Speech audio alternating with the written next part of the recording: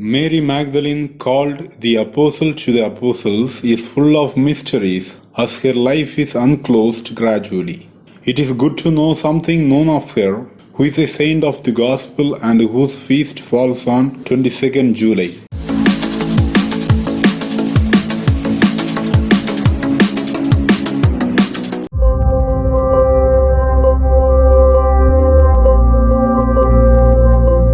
Magdalene's original name is Mary alone. In the 1st century Palestine, usually women were given the name Mary. Thus we have Mary the mother of Jesus, Mary of Bethany, and Mary Magdalene. So all these women were differentiated in the Gospel. Mary Magdalene is called by this name because she was from Magdala, which was a fishing town on the western shore of the Sea of Galilee. Like this, Mary, mother of Jesus, was also called Mary of Nazareth, since she came from Nazareth. So the epithet Magdalene simply is a derivation from Magdala. Thus she is called Mary of Magdala or Mary Magdalene.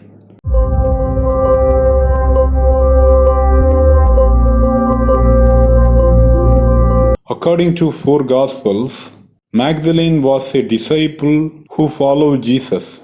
She followed Jesus not only unto his crucifixion, but beyond that. Yes, she followed Jesus even to his resurrection. Yes, she is the first witness of the resurrection. Her name is mentioned in the Gospel for 12 times, which is denied to any other woman except Mother Mary. When Luke introduces Magdalene with other women disciples, he says, Mary called Magdalene, from whom 7 demons had come out. Since the number 7 stands for fullness in the Bible, she might have appeared completely possessed. The Gospel says these women were helping Jesus' ministry out of their resources, which may further prove that Magdalene was considerably rich. As Simon Peter finds the first place whenever disciples' names are mentioned in the Gospel, Magdalene also finds the first place whenever the women disciples' names are mentioned. Therefore, it is clear that Magdalene played a vital role in the ministry of Jesus, finding first place among the women disciples. There is a popular belief, which began in the medieval period, that Mary Magdalene was earlier a flesh trader, who was converted to a disciple after encountering Jesus. This was an outcome of some sermons of the time, which combined 3 women into one personality.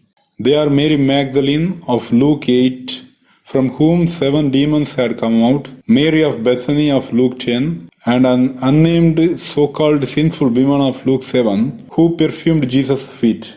These kinds of sermons were famous from 591 AD onwards. In those days, before the start of sincere biblical research, these kinds of preaching were appealing to popular belief. In the post-Renaissance period, this notion was broken by profound biblical studies. And it was made clear that Mary Magdalene came from Magdala, sister of Martha belonged to Bethany, and the sinful woman was a different personality. It was proved that Mary Magdalene was not a penitent sinner, rather she was a sick woman who was cured by Jesus, who later became a staunch supporter of Jesus. The novel understandings about Mary Magdalene brought the interest of the church towards the saint. As a result, Pope Paul VI removed from Mary Magdalene the characters of Mary of Bethany and that of sinful women in the diary of the church. It was asserted that they were 3 different personalities, yet it is a challenge even today to remove this belief of Mary Magdalene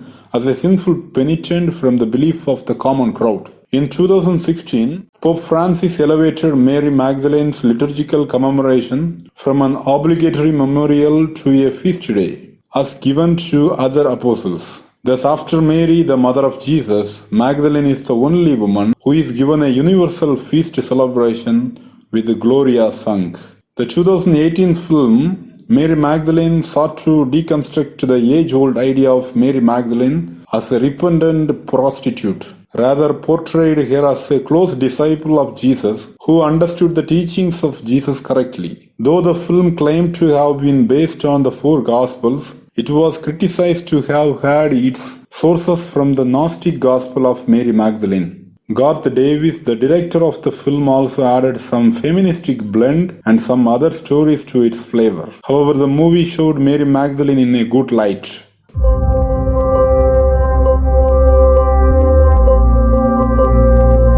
Two main criteria to be an apostle are to experience the risen Lord, and second is to proclaim that news. Mary Magdalene is the first to fit in these two criteria before the other disciples of Jesus. Magdalene got this experience when she went to the tomb of Jesus in the dawn of the first day of the week, so that she might embalm Jesus with myrrh.